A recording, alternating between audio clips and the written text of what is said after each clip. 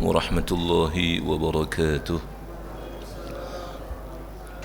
الحمد لله وكفى والسلام على عباده الذين اصطفى. أما بعد. Segala puji bagi Allah Subhanahu wa taala serta salawat dan salam kepada baginda Rasulullah sallallahu alaihi wasallam.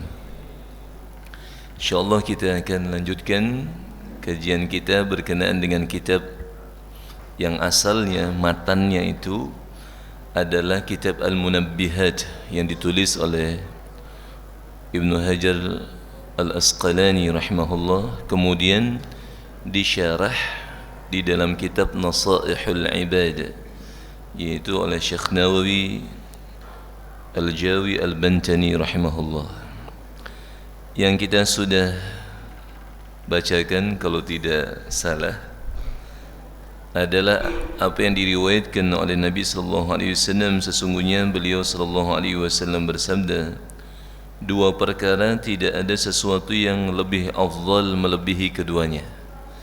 Yang pertama, iman kepada Allah Ta'ala dan bermanfaat bagi kaum muslimin. Dan dua perkara tidak ada sesuatu yang lebih buruk melebihi keduanya, yaitu syirik kepada Allah Ta'ala serta membahayakan atau menyusahkan orang-orang Islam.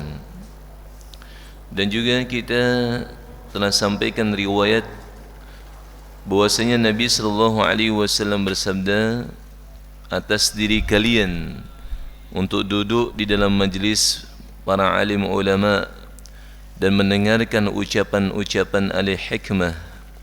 Sesungguhnya Allah Subhanahu wa taala menghidupkan hati yang mati itu dengan cahaya hikmah, sebagaimana Allah Ta'ala itu dengan perantaraan air hujan menghidupkan tanah yang gersang. Al-ardal maitah artinya tanah, secara harfiahnya tanah yang bangkai, maksudnya tanah yang mati. Ya, artinya kalau dalam bahasa Indonesia tanah yang gersang disuburkan dengan perantaraan air hujan. Maka begitu juga Allah Ta'ala menghidupkan hati yang mati itu dengan cahaya hikmah. Dan terakhir kalau tidak salah yang kita sudah sampaikan nasihat Sayyidina Abu Bakar As-Siddiq radhiyallahu anhu, siapa yang masuk kubur tanpa perbekalan berupa amal saleh, maka ia seolah-olah mengarungi lautan tanpa perahu, tanpa kapal. Man dakhala al-qabra bila zadin faka'annama rakiba al-bahra bila safinah. Siapa yang masuk ke kuburnya, maksudnya kembali kepada Allah Ta'ala tanpa perbekalan. Ya, perbekalan di sini minal amali salih, berupa amal salih, maka seolah-olah ia mengarungi lautan tanpa kapal, tanpa perahu. Dan fayaghriqu gharqan la khalasa lahu illa biman yunqidhuhu, maka dia akan tenggelam, tidak terselamatkan darinya kecuali ada yang menyelamatkannya. Sebagaimana Nabi sallallahu alaihi wasallam bersabda, mal mayyitu fi qabrihi illa kal ghariq al mutaghawwith. Tidaklah seseorang meninggal dunia kemudian diletakkan di dalam kuburnya melainkan seperti apa? Kal ghariq al mutaghawwith, seperti orang yang tenggelam yang berharap dengan pertolongan. Tolong gitu ya, tenggelam di dalam lautan berharap dengan pertolongan. Maka begitu juga seseorang berada di dalam kuburnya. Semoga Allah selamatkan kita juga. Ay at-talib li ayyughas, yaitu memohon agar ditolong. Dan juga kita sudah sampaikan, sedikit saya review karena beberapa bulan tidak mengaji, jadi sedikit review, baru nanti kita akan bacakan nasihat yang baru. Yang terakhir, Sayyidina Umar radhiyallahu anhu, beliau memberikan nasihat bahwasanya izzud dunya bil mal, kehormatan, kemuliaan dunia itu dengan harta. Maksudnya kita untuk urusan dunia juga perlu juga dengan harta, tidak dipungkiri. Wa izzul akhirati bisalihil a'mal, dan kemuliaan akhirat itu dengan amal saleh. Kemuliaan di akhirat itu dengan amal saleh. Yang dimaksudkan di sini adalah fala tataqawwa umurud dunya wa la tasluh illa bil amwal. Urusan dunia itu juga berhajat kepada amwal, berhajat kepada harta. Tetapi memang beda kita orang Islam dengan orang yang tidak beriman, yang bukan muslim. Kalau kita bersentuhan dengan dunia kita, maka kita adalah anak akhirat yang bersentuhan dengan dunia kita. Yang kita inginkan ketika bersentuhan dengan dunia, bukan hanya dunia, yang kita inginkan juga adalah akhirat. Bagaimana Ustaz? Ya, ketika kita bersentuhan dengan dunia, dua hal yang mesti kita pegang. Yang pertama, jangan sampai pisahkan agama dalam kehidupan dunia kita. Bagaimana maksudnya? Ya, kalau kita menjadi pedagang, pedagang yang jujur, yang amanah, tidak mengurangi timbangan, berarti kita tidak memisahkan agama dalam perdagangan kita. Kalau kita menjadi pegawai, pegawai yang amanah. La imana liman la amanata lah. Tidak sempurna iman seseorang yang tidak amanah. Kalau menjadi penguasa, penguasa yang adil, pemimpin yang adil. Pemimpin yang adil itu akan dinaungi arasy Allah ketika tidak ada naungan melainkan naungan darinya. Satu di antaranya adalah pemimpin yang adil. Jadi kita orang yang beriman, kalaupun kita bersentuhan dengan dunia, jangan pisahkan agama dari dunia kita, supaya dunia kita juga bernilai akhirat. Itulah yang dimaksudkan apa yang disampaikan Sayyidina Ali radhiyallahu anhu, dinukilkan dalam Sahih Bukhari. Fakunu min abna'il akhirah. Jadilah kalian sebagai anak-anak akhirat, wala takunu min abna'id dunya. Dan jangan jadikan diri kalian sebagai anak dunia. Jadi bersentuhan dengan dunia, tapi yang diinginkan juga akhirat. Untung dia berdagang, tapi juga dapat untung di akhirat. Dan itu untung yang sebenarnya, Pak. Untung yang sebenarnya itu bukan keuntungan dunia, untung juga, tapi hakikat keuntungan yang sebenarnya keuntungan akhirat. Dan hakikat musibah yang sebenarnya itu bukan musibah dunia, tapi musibah yang sebenarnya adalah musibah dalam urusan agama.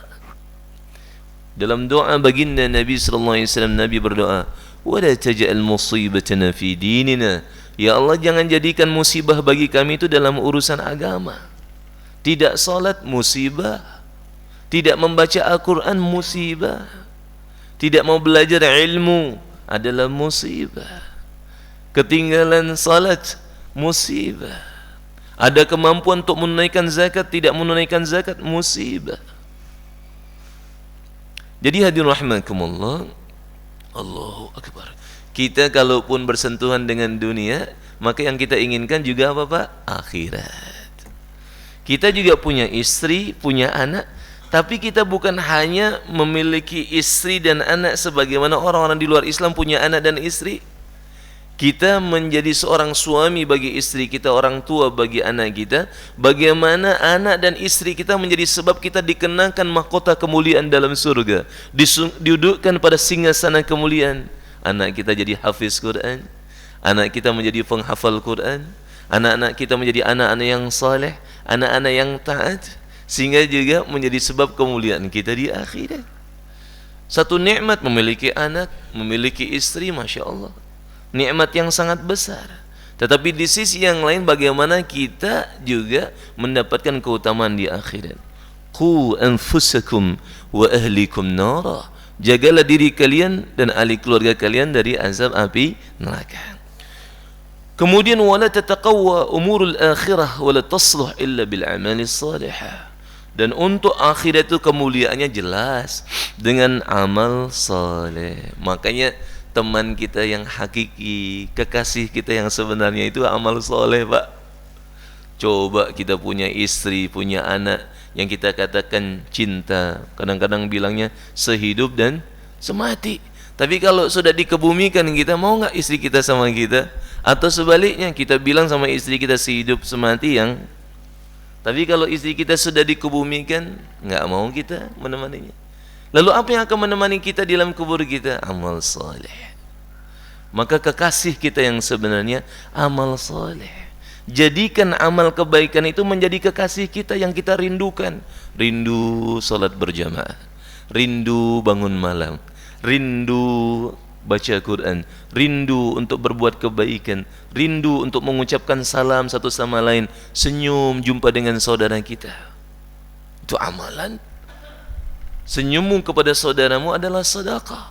Orang yang beriman itu kalau jumpa dengan yang lain enggak dilipat mukanya. Enggak dilipat. Kalau ditanya kok begitu bang mukanya, risau, merisaukan umat hari ini dalam keadaan rusak. Iya, tidak ada seseorang yang lebih risau dan cinta kepada umat melebihi baginda Nabi SAW. Tapi bagaimana beliau? Bersama beliau senyum.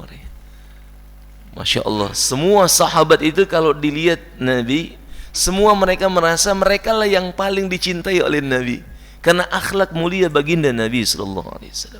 Jadi hadirin rahimakumullah, jadikan amal soleh itu sebagai sesuatu yang dirindukan. Caranya bagaimana Ustaz?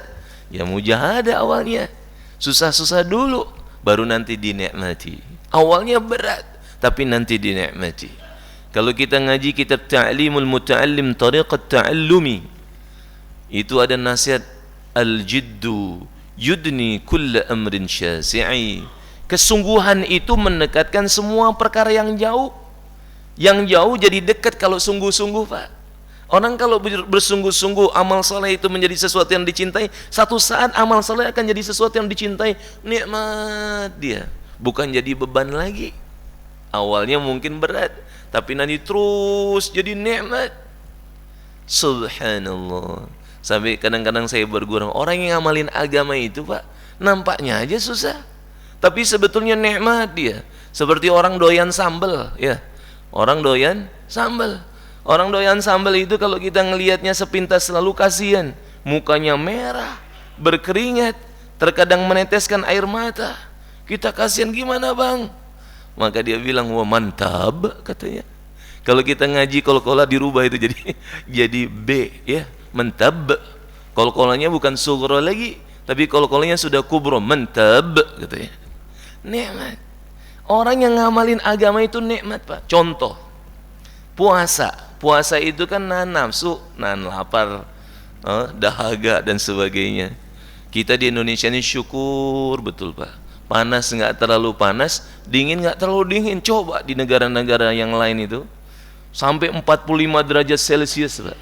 50 derajat Celcius. Musim dinginnya sampai minus. Kita ngelihatnya mungkin dari gambar, video dan sebagainya, cakep betul ya. Ada saljunya. Tapi kalau kita tinggal di sana kerasa betul itu kayak robot kita. Tutup telinga, tutup leher, tutup kepala, semua ditutup, berlipat-lipat tebel baju kita gitu. Tapi alhamdulillah kita, Masya Allah, satu aja yang kurang kita itu, apa Pak? Syukur.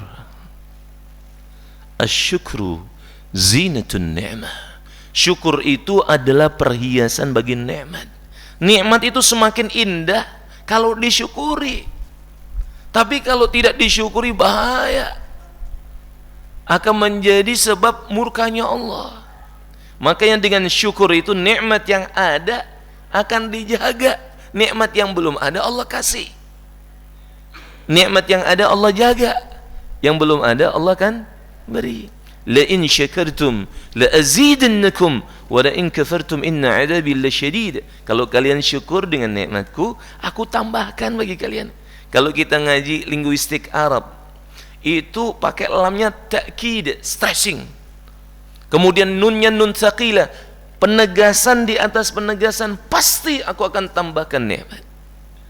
Jadi hadirin rahimakumullah, Allahu akbar. Jadikan amal saleh itu sebagai sesuatu yang dicintai. Dan sebetulnya agama itu mudah, Pak. Agama itu bagaimana? Mudah. Hadis ad-dinu yusrun. Sama-sama kita baca, Pak. Ad-dinu yusrun. Singkat aja, nggak panjang. 3 kali kita ulang. Ad-dinu yusrun. Sama-sama. Ad-dinu yusrun. Sama-sama. Ad-dinu yusrun. Agama itu adalah mudah. Mudah agama. Tapi bagi yang kuat imannya, bagi yang sehat imannya, bagi yang sehat yakinnya, bagi yang betul-betul kenal dengan Allah, bagi seseorang yang takut pada Allah, mudah. Bahkan lebih nikmat daripada makanan yang nikmat disuguhkan ke orang yang sehat. Kalau sehat Pak ya, ada coto Makassar boleh, empal gontong Masya Allah, Masya Allah, ada pempek apalagi, kemudian sate Padang boleh. Kenapa? Sehat. Makanya kalau kita bawa makanan-makanan yang nikmat Pak, buah-buahan yang enak, ketika menjenguk orang sakit, yang senyum melihat makanan buahan tadi, itu yang sakit atau yang jaga Pak? Yang jaga. Kenapa? Karena sehat. Jadi kalau seseorang itu imannya sehat, yakinnya sehat, betul-betul dia kenal dengan Allah, Allah itu nggak mungkin menzalimi hambanya, nggak mungkin Pak. Wa ma ana bidhallamin lil 'abid, sama sekali aku tidak menzalimi hamba-hambaku. Ya ibadi, inni haramtu dhulma 'ala nafsi wa ja'altuhu bainakum muharrama fala tadhalamu. Wahai hamba-hambaku, aku mengharamkan kezaliman atas diriku, dan aku jadikan itu sesuatu yang diharamkan di antara kalian. Janganlah kalian menzalimi satu sama lain. Allah nggak mungkin menzalimi hambanya. Yang zalim kepada dirinya itu hamba tersebut Pak. Hamba itu sendiri. Allah nggak mungkin menzalimi hambanya. Maka Allah memberikan kepada kita agama ini supaya dinikmati, supaya kita bahagia dunia akhirat. Makanya Nabi SAW itu sangat sedih mendapati mereka yang tidak beriman. Karena Nabi paham kebahagiaan dunia dan akhirat, kejayaan, kemuliaan dunia dan akhirat hanya di dalam amal agama yang sempurna. Cari jalan lain nggak bisa. Dan Nabi memahami itu. Dan Nabi itu sayangnya kepada umat lebih daripada seorang ayah kepada putranya, seorang ibu kepada putranya. Itu seorang Nabi. Azizun alaihi ma anittum dalam Al-Quran. Bagaimana? Azizun ala masyaqqatikum. Begitu berat bagi Nabi apabila mendapati kalian dalam keadaan menderita. Maka kita bersungguh-sungguh terus, jangan menyerah. Ini masih sholatnya masih berat Ustaz. Terus lagi, berusaha lagi, berusaha lagi. Wal jiddu yaftahu kulla abwabin mughlaqi. Dan kesungguhan itu membuka semua pintu yang tertutup Pak. Pintu yang tertutup terbuka kalau seseorang itu sungguh. Walladzina jahadu fina lanahdiyannahum subulana wa innallaha lama'al muhsinin. Siapa yang bersungguh-sungguh di jalan kami, pasti kami akan memberikan jalan-jalan hidayah. Semoga Allah anugerahkan kepada kita Masya Allah kenikmatan dalam taat. Masya Allah. Enak Pak kalau bisa seperti itu, bahagia.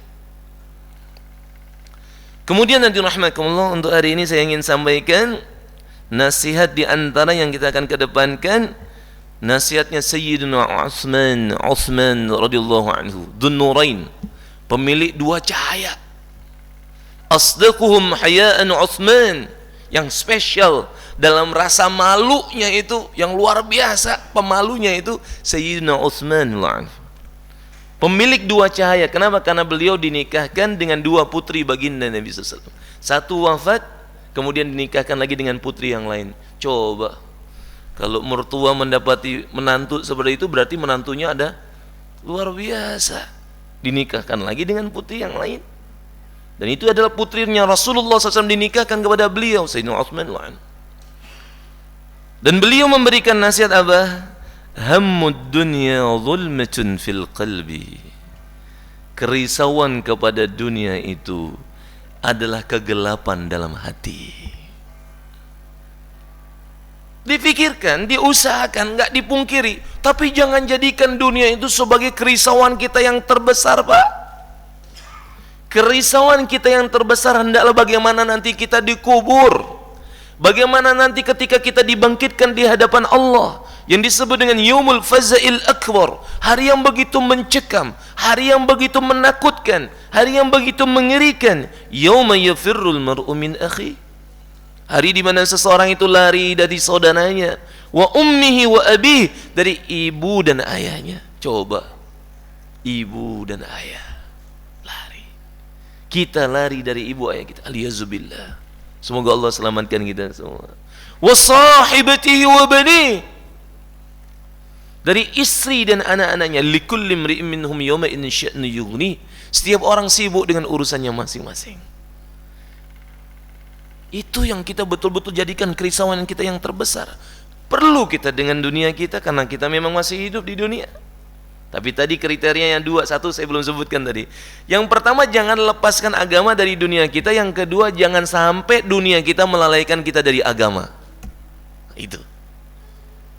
Makanya Allah memuji mereka-mereka yang berdagang, berniaga, tapi tidak dilalaikan dengan perdagangan dan perniaganya dari mengingat Allah, dan mendirikan salat, menunaikan zakat, dan takut di hari di mana penglihatan dan mata hati manusia berguncang.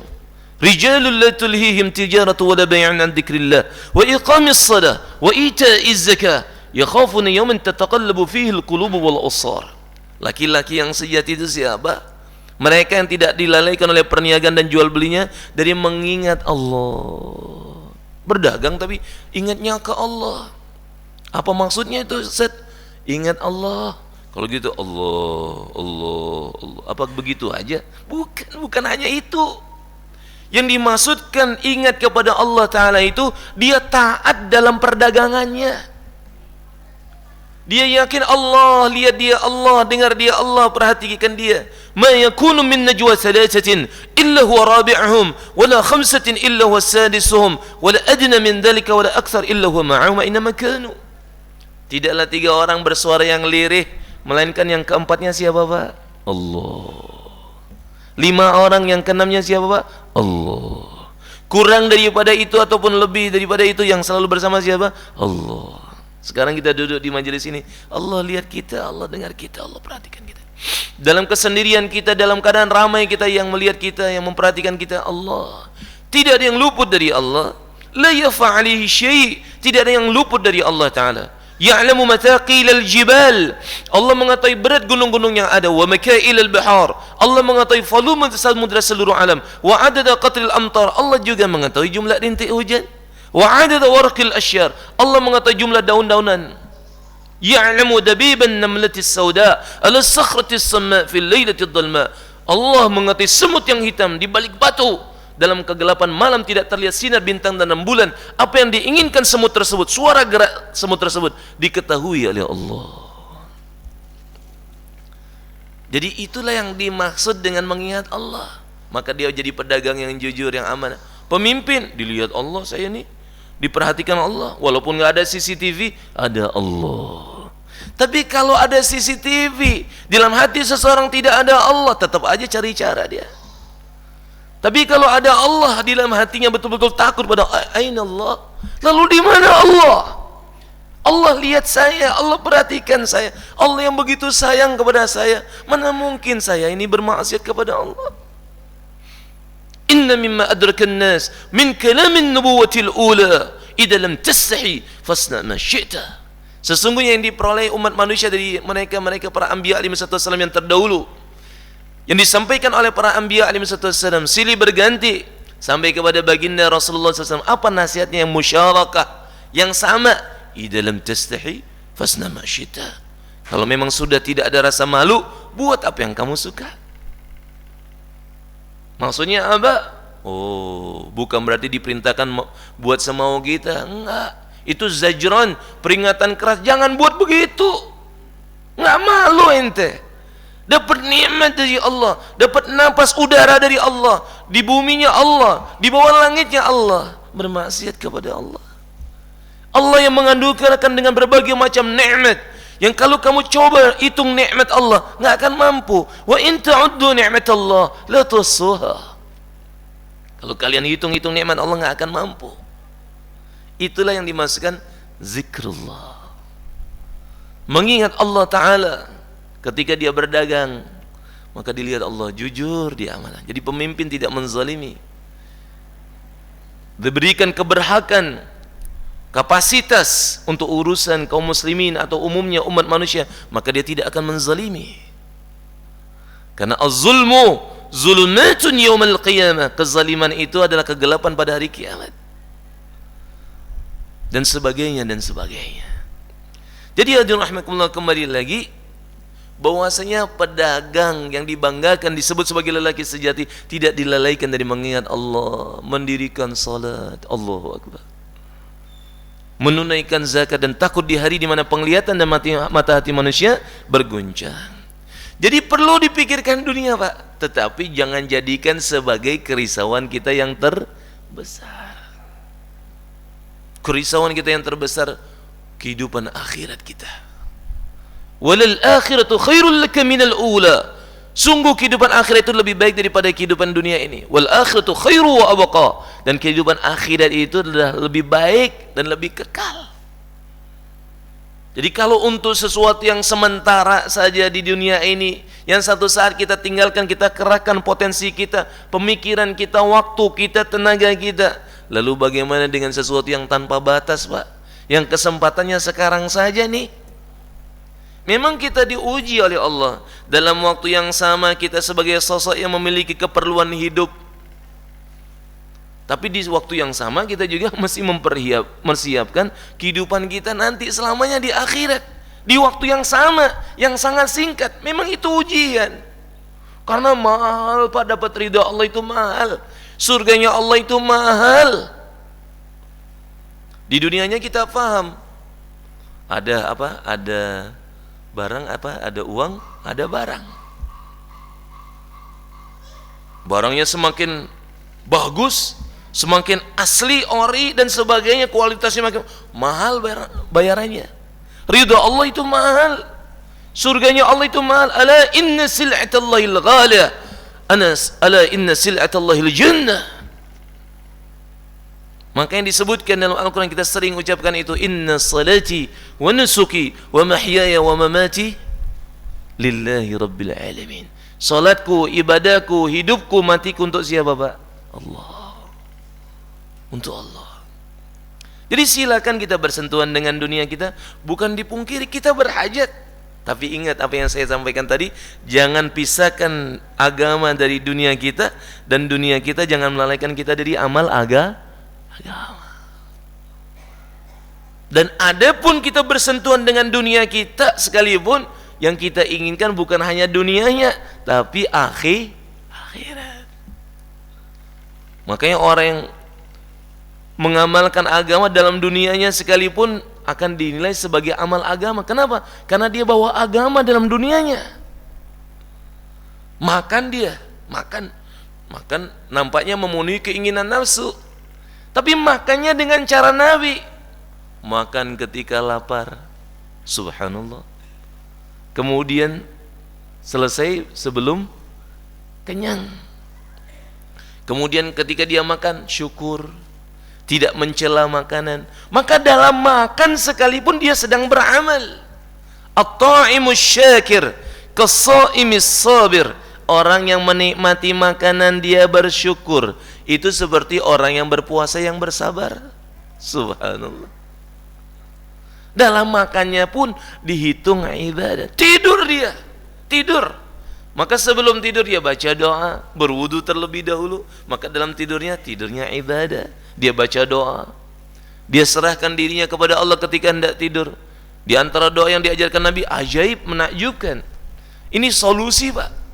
Bagaimana kita selaku seorang hamba yang kita ini dari pagi, siang, malam, ketika hendak tidur, maka bagaimana yang diajarkan Nabi? Allahumma aslamtu nafsi ilaika. Ya Allah, aku serahkan diriku kepadamu, ya Allah. Subhanallah. Gimana enggak enjoy orang yang beriman? Wa wajjahtu wajhi ilaika. Aku hadapkan wajahku kepadamu, ya Allah. Wa fawattu amri ilaika.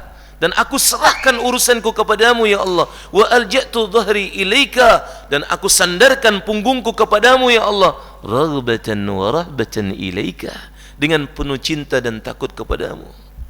Amantu bi kitabika alladhi anzalta. Aku beriman dengan Nabi, dengan kitab yang kau turunkan, dan dengan Nabi yang engkau utus. Itu mau tidur, Pak, begitu. Itu solusi dalam kehidupan. Banyak orang ketika tidur itu stres dia, Pak. Kekhawatiran memenuhi hatinya. Kenapa? Karena dia bersandar kepada sesuatu yang rapuh, bukan bersandar kepada sesuatu yang tidak rapuh sama sekali. Itu bersandar kepada siapa? Allah. Makanya kembali tadi saya sampaikan, Nabi sangat sayang kepada umat. Sedih Nabi mendapati mereka yang tidak beriman, yang jauh dari Allah Subhanahu wa taala. Sedih Nabi. Kenapa? Karena Nabi memahami kebahagiaan dunia dan akhirat hanya di dalam amal agama yang sempurna. Jadi hadirin rahimakumullah, Sayyidina Utsman al-Ammam memberikan nasihat kepada kita, ajaib. Hammud dunya zulmatun fil qalbi. Kerisauan kepada dunia itu adalah kegelapan dalam hati. Ketakutan, kekhawatiran, bagaimana my future? Bagaimana masa depan saya? Bagaimana? Khawatir betul. Satu orang waliullah belajar Pak dari gurunya 30 tahun. Berapa tahun Pak? Jadi mondoknya 30 tahun. Ditanya sama gurunya, yaitu Syekh Balkhi rahimahullah, sang guru, muridnya Hatim Al-Asam. Kemudian Syekh Balkhi rahimahullah tanya kepada Hatim Al-Asam, kamu sudah belajar 30 tahun, apa yang kamu dapatkan selama 30 tahun? Itu menakjubkan jawabannya. Ada 8 faedah, satu yang saya kedepankan. Wahai guruku, aku dapati seseorang itu berusaha untuk memenuhi kebutuhan hidupnya, maka dia tidak hiraukan apakah itu halal, apakah itu syubhat, apakah itu haram, sehingga dia hinakan dirinya karena ketamaannya, karena kerakusannya. Lalu wahai guruku, aku renungkan ayat Allah. Apa ayat Allah yang aku renungkan wahai guruku? Wa ma min dabbatin fil ardi illa 'alallahi rizquha. Tidaklah yang melata di muka bumi ini melainkan sudah dijamin rezekinya oleh Allah. Maka aku yakin wahai guruku, rezekiku sudah dijamin oleh Allah. Lalu aku berusaha juga mencari nafkah, memenuhi kebutuhan hidupku. Tetapi aku hanya pilih yang dihalalkan oleh Allah, yang diridhai oleh Allah. Karena yang namanya rezeki itu sudah ditentukan oleh siapa Pak? Allah. Sudah ditentukan oleh siapa? Allah. Maka sudah ditentukan. Tapi ada Pak yang dapatnya itu dengan cara yang diharamkan oleh Allah, aliyazubillah, Allah hinakan dia. Seperti kadang-kadang, Masya Allah, tahu keju ya Pak ya? Keju itu kan makanan anak, apa keju itu? Roti keju.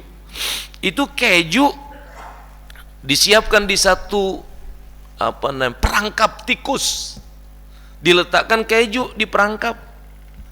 Maksudnya itu keju diberikan kepada tikus yang akan datang kepada perangkap tersebut, itu untuk menghinakannya supaya terperangkap. Bukan dengan senang hati kita kasih keju kepada tikus, tapi maksudnya supaya dia terperangkap dalam perangkap tersebut. Kemudian sudah saatnya, udah ketika ditangkap itu dibunuh tikusnya dan sebagainya dan sebagainya. Maka yang kita inginkan adalah berkah dalam rezeki kita Pak. Maka kita cari hanya yang dihalalkan oleh Allah. Dan jangan khawatir, wa ma min dabbatin fil ardi illa 'alallahi rizquha. Tidaklah yang melata di muka bumi ini melainkan sudah dijamin rezekinya oleh Allah. Jangan sampai kita diberikan rezeki oleh Allah Ta'ala sama seperti tadi si tikus diberikan keju, tapi maksudnya diperangkap dalam perangkap tersebut. Aliyazu billah. Jadi hadirin rahimakumullah, hammud dunya zulmatun fil qalb. Kerisauan kepada dunia itu adalah kegelapan dalam hati, gelap dia. Akhirnya enggak tahu lagi mana yang hak, mana yang batil. Kenapa? Terlalu risau dia, terlalu memikirkan, dan akhirnya apa yang terjadi? Depresi dalam kehidupannya, stres, kekhawatiran yang terlalu berlebihan, ketakutan yang terlalu berlebihan. Padahal yang namanya rezeki itu sudah ditentukan ya Allah. Bukan berarti menafikan untuk kita berusaha lalu enggak usah berusaha, bukan. Nabi senang kepada umatnya itu membuat sesuatu itu dengan profesional, dengan baik, bukan asal-asalan, baik dalam urusan dunia dan juga urusan agama. Bahkan Nabi mendoakan, Allahumma barik li ummati fi bukuriha. Ya Allah, berikan keberkahan bagi umatku di pagi-pagi hari mereka.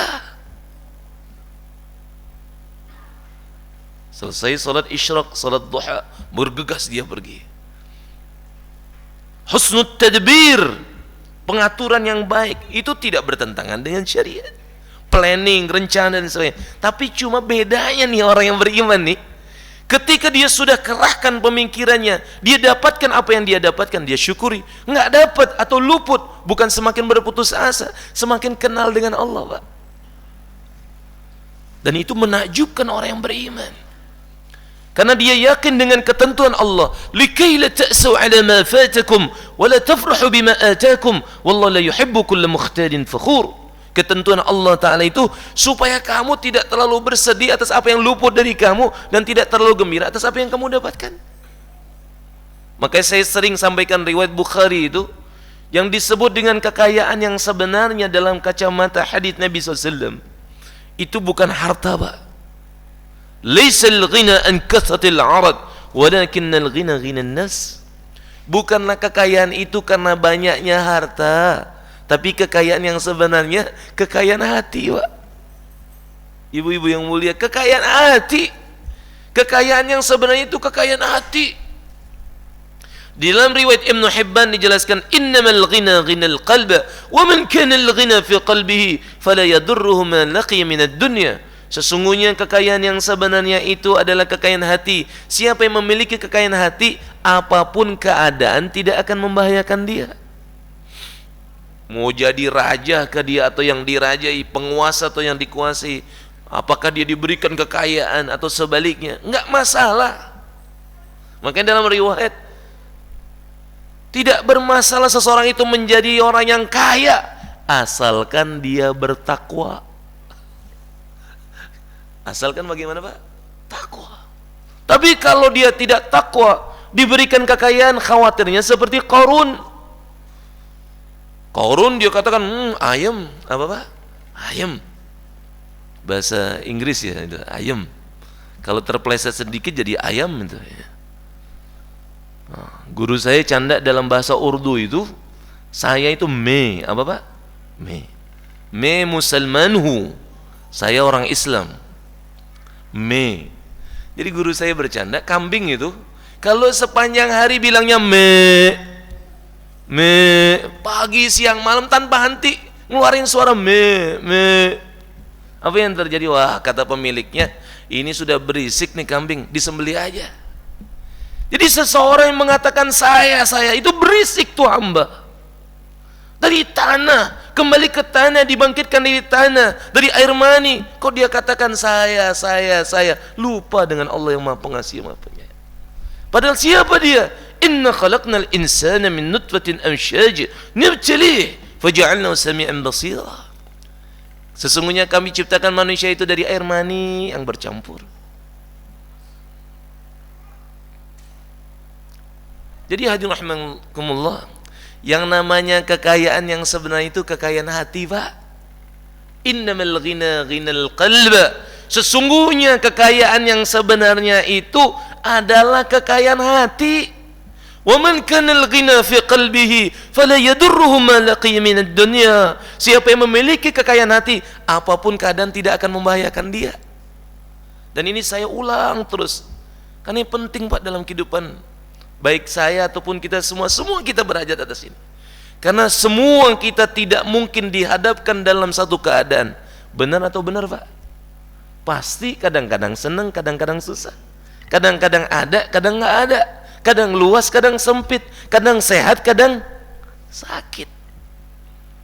Tapi bagi orang yang beriman, apapun keadaan tidak akan membahayakan dia, asalkan dia punya kekayaan hati. Innamal ghina ghinal qalba wa man kana al-ghina fi qalbihi fala yadurruhu ma laqiya min ad-dunya. Sesungguhnya kekayaan yang sebenarnya itu kekayaan hati. Siapa yang memiliki kekayaan hati, apapun keadaan tidak akan membahayakan dia. Kalau kita ngaji kitab Bukhari, Sahih Bukhari itu ada riwayat, Pak, dalam peristiwa Ahzab, peperangan Khandaq, sahabat menggali parit. Keadaan yang begitu mencekam, bahkan digambarkan dalam Al-Quran, wa balaghatil qulubul hanajira. Hati sudah sampai ke kerongkongan begini Pak. Keadaan begitu gitu. Keadaan begitu mencekam, gambaran keadaan pada waktu itu. Lapar, haus, dahaga, mencekam, ketakutan, musuh dari berbagai macam arah. Tapi ajaib, menakjubkan tuh sahabat Pak. Sahabat Nabi bersama Rasulullah sallallahu alaihi wasallam. Sahabat itu bukan Nabi Pak. Ada di antara mereka latar belakangnya kita tahu dalam kitab-kitab tarikh, dalam sirah bagaimana mereka sebelum Islamnya. Keadaan di antara mereka pada masa jahiliyah dan sebagainya. Radhiyallahu anhum. Tapi karena mereka memang kedepankan diri mereka, karena mereka bersungguh-sungguh tadi yang saya sampaikan, kesungguhan itu mendekatkan perkara yang jauh dan membuka semua pintu yang tertutup. Itu kesungguhan. Maka apa yang terjadi? Subhanallah. Wa yankuluna at-turaba 'ala mutunihim. Mereka memindah-mindahkan batu dan tanah di atas punggung mereka. Bukan keluh kesah yang keluar dari lidah mereka. Wa yaqulun, sembari mereka mengatakan, nahnu alladhina bay'u Muhammada 'ala al-islam ma baqina abada. Kami adalah hamba-hamba Allah yang berjanji setia kepada Islam selagi hayat masih di kandung badan. Hebat itu Pak. Itu cerminan hati mereka, akallum takallufah. Itu sahabat disebutkan dalam Mishkatul Masabih, lidah mereka, hati mereka, perbuatan mereka itu sama Pak. Jadi cerminan di hati mereka begitu tuh. Nabi mendengar itu gembira sekali, sembari mengatakan, Allahumma innahu la 'aisha illa 'aishul akhirah fadalik fil ansari wal muhajirah. Ya Allah, tidak ada kehidupan yang sebenarnya melainkan kehidupan akhirat. Berikan keberkahan bagi orang Ansar dan Muhajir.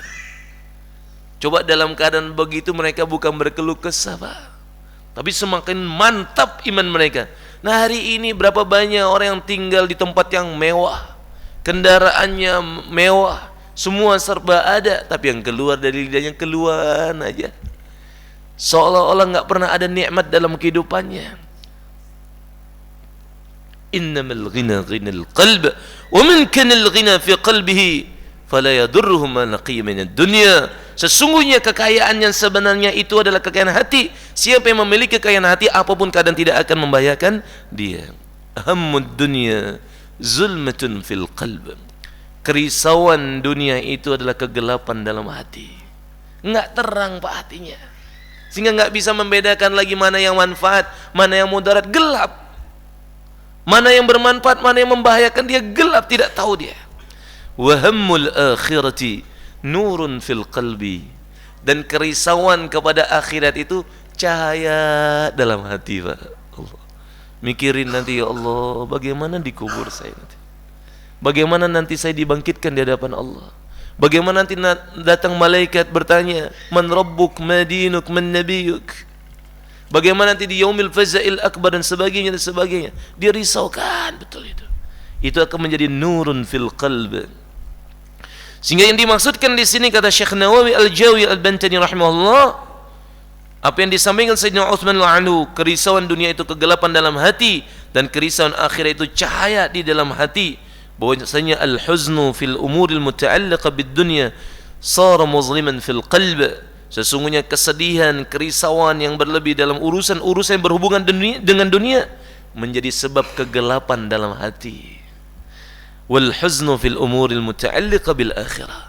Dan kesedihan, kerisauan berkenaan dengan akhiratnya sara munawwiran lil qalb, maka itu akan menjadi penerang di dalam hati. Allahumma la taj'alid dunya akbara hammina wala mabla' ilmina. Ya Allah, jangan jadikan dunia itu sebagai sebesar-besarnya kerisauan kami, dan wala mablagha ilmina, dan jangan jadikan dunia itu sebagai target daripada ilmu kami. Jadi ilmu bukan menginginkan dunia, tapi keinginannya adalah mendapatkan ridha Allah Subhanahu wa ta'ala. Mungkin ada pertanyaan sebelum kita tutup? Silakan, Masya Allah.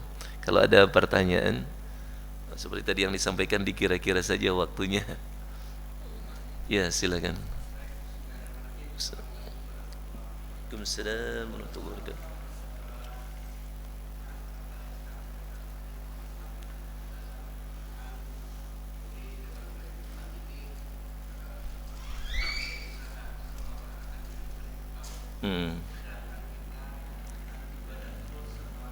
matinya besok, ya.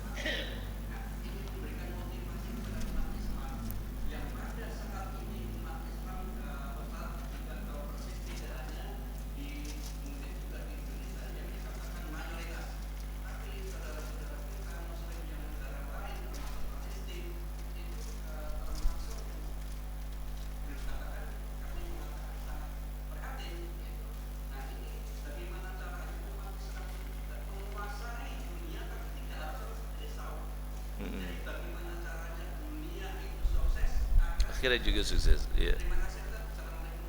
Assalamualaikum warahmatullahi wabarakatuh. Jadi maksudnya Nabi sallallahu alaihi wasallam memberikan nasihat dalam riwayat itu, satu riwayat kalau dalam kitab ayyuhal walad itu dijelaskan ada satu riwayat itu kalau diamalkan satu orang ulama namanya Syekh Shibli rahimahullah.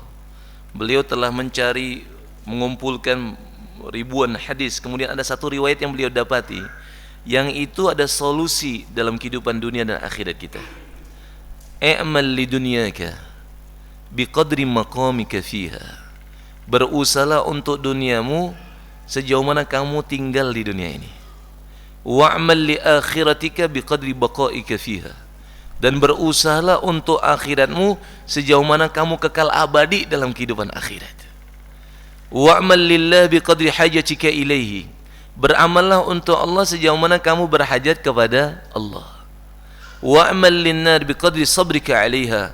Dan beramallah untuk menjaga dirimu dari azab api neraka sejauh mana kamu bisa tabah dari azab api neraka.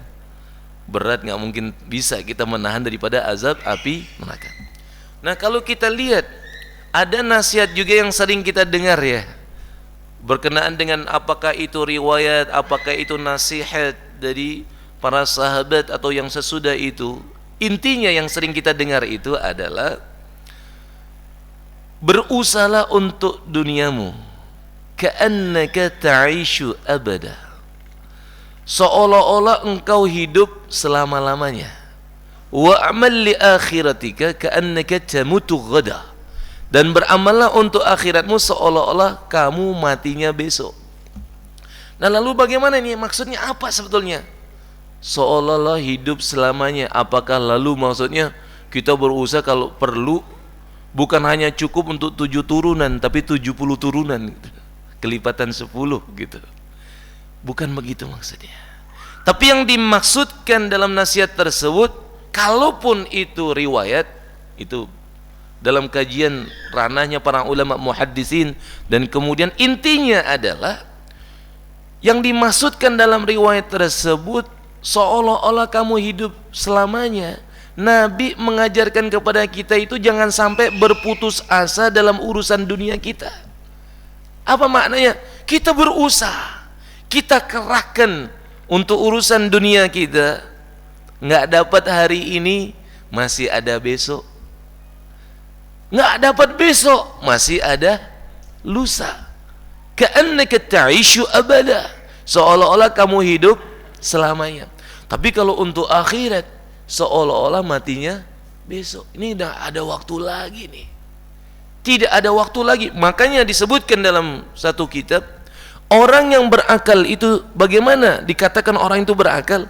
Orang yang berakal itu kalau dalam urusan dunianya, dia itu bitajili wal qanaati. Ajjala yuajjilu, pakai hamzah. Artinya bisa diundurkan. Dikerahkan usaha hari ini nggak dapat, masih ada besok. Tenang aja, jangan putus asa. Nggak dapat besok, masih ada lusa, dan seterusnya. Tapi kalau untuk, dan kemudian qanaah dengan dunianya, dia merasa cukup, ridha dengan apa yang Allah berikan. Tapi untuk akhiratnya bitta'jili wal hirs. Tapi untuk akhiratnya bitta'jil. Ajjala yu'ajjilu ta'jilan, artinya menyegerakan.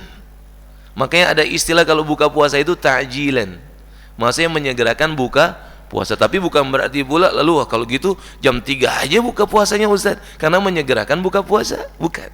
Ketika sudah yakin waktu maghrib sudah masuk. Kemudian yang kedua, bagaimana? Wal hirs, tamak dia dalam urusan apa? Agama, urusan akhirat. Nah, dulu para sahabat anhum, dunia dan akhirat tunduk kepada mereka. Maksudnya akhirat diberikan kepada mereka, dunia ditundukkan kepada mereka. Kenapa? Sehingga mereka berada pada khairul qurun, sebaik-baik era, sebaik-baik masa. Khairun nasi qarni, thumma alladhina yalunahum, thumma alladhina yalunahum. Sebaik-baik manusia, sebaik-baik era adalah mereka yang ada di eraku, yaitu Nabi dan sahabat. Kemudian setelah itu masa tabi'in. Kemudian setelah itu yang disebut dengan masa tabi'in. Lalu pertanyaannya, bagaimana supaya era tersebut kembali kepada kita? Al-Imam Malik rahimahullah, beliau menjelaskan, la yuslah akhiru hadil ummah illa bima aslaha awwalah. Tidak akan ada perbaikan pada umat ini, maksud itu pada zamannya Imam Malik, atau umumnya masa-masa sesudah Imam Malik, tidak akan diperbaiki umat ini kecuali dengan apa yang telah diusahakan mereka-mereka pada era pertama. Apa yang mereka telah usahakan? Mereka mengamalkan agama dalam kehidupan mereka dan menunaikan tanggung jawab mereka selaku hamba Allah, selaku khalifatullah fil ard, selaku umat baginda Nabi SAW. Nah, ketika mereka menunaikan tanggung jawab mereka, mereka ditolong oleh Allah. Ada satu kaidah begini, al-ma'unatu ala qadril ma'unah. Pertolongan Allah Ta'ala itu sejauh mana ditunaikan tanggung jawab. Nah, kalau kita ingin juga secara umum umat Islam ini bangkit, dunia ditundukkan kepada kita dan memperoleh akhirat yang selamanya, maka kita mesti mengembalikan cara berpikir kita dan usaha kita sebagaimana mereka era pertama dahulu, yaitu bagaimana menyempurnakan tanggung jawab kita. Yang pertama, selaku hamba Allah. Bagaimana selaku hamba Allah? Taat kepada Allah. Ad-dunya sijnul mu'min wa jannatul kafir. Dunia ini penjara bagi orang yang beriman dan surga bagi orang yang kafir. Maksudnya apa? Kita tidak bebas. Dalam setiap aspek kehidupan kita, kita diatur dengan syariat. Kemudian yang kedua, khalifatullah fil ard. Apa maksudnya? Menghiasi bumi ini dengan akhlak yang mulia, dengan sifat-sifat yang mulia. Dan kemudian yang ketiga, kita adalah umat baginda Nabi SAW. Maka tanggung jawab kita bukan hanya mengamalkan ibadah secara mengamalkan syariat, mengamalkan agama secara pribadi, tapi kita juga bertanggung jawab bagi seluruh umat manusia. Dan itulah kenapa umat ini disebut sebagai umat yang terbaik. Kuntum khaira ummatin ukhrijat linnas ta'muruna bil ma'ruf wa tanhauna 'anil munkar wa tu'minuna billah. Kemuliaan itu Allah Ta'ala jelaskan dalam Al-Quran. Kalian semua adalah umat yang terbaik, yang keberadaan kalian dihantarkan untuk bermanfaat bagi seluruh manusia. Kalian menyuruh kepada ma'ruf dan mencegah dari yang mungkar, dan kalian beriman kepada Allah. Nah, kalau kita tunaikan itu, Allah berikan kemuliaan bagi kita dunia dan akhirat. Walillahi izzatu wa lirasulih wa lil mu'minin walakinnal munafiqina la ya'lamun. Kemuliaan itu milik Allah, milik Rasulnya dan beriman, orang yang beriman, tetapi orang-orang munafik tidak mengetahuinya. Semoga Allah Subhanahu wa taala memberikan ridha-Nya kepada kita semua insyaallah. Cukup dulu. Mari kita alhamdulillah telah mengaji bersama. Apa yang kita sudah pelajari, apa yang kita kaji berupa nasihat-nasihat baik dari hadis Nabi SAW, kemudian nasihat-nasihat dari orang-orang saleh yang terdahulu. Semoga Allah Ta'ala berikan taufik kepada kita untuk amalkan dan sampaikan kepada yang lain. Apa yang kita pelajari bukan hanya sebatas maklumat atau pengetahuan, tetapi juga ma'mulat sebagai sesuatu yang diamalkan dan kemudian kita sampaikan kepada yang lain. Mari kita tutup dengan doa kepada majelis. Subhanakallahumma wa bihamdika asyhadu an la ilaha illa anta astaghfiruka wa atubu ilaik. Assalamualaikum warahmatullahi wabarakatuh.